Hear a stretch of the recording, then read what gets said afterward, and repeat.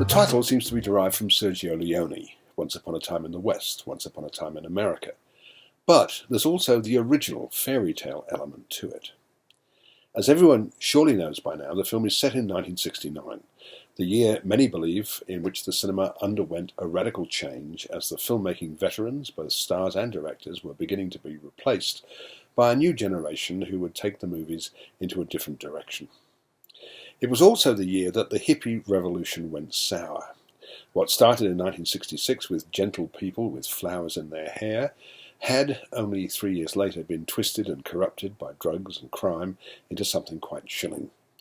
Teenagers, especially girls who had run away from home seeking freedom and sexual adventure, often found themselves in very dark places, the darkest of which belonged to those who joined Charles Manson's family.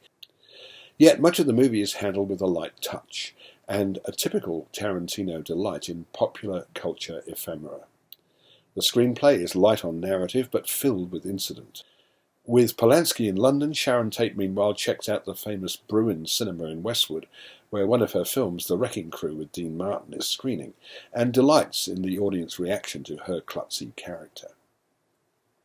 There's a sinister foretaste of what's to come when Charles Manson, a very brief role for Damon Herriman, comes to the Polanski house looking for Terry Melcher, the son of Doris Day. Inevitably, the fateful day of August the 8th is reached, but Tarantino has some surprises in store that can't be revealed. The direction in which he takes the film will no doubt provoke lively discussion at post-screening dinners, especially for anyone who remembers what happened that night. Once Upon a Time in Hollywood is the smartest movie Tarantino has made since Jackie Brown. Consummately acted by an unusually fine ensemble cast, the film will provoke and enthrall, a sure indication that the director has succeeded in making not only a handsome and nostalgic movie, but also a challenging and subversive one. And it's essential to sit through the end credits. I'm giving Once Upon a Time in Hollywood 4.5 stars.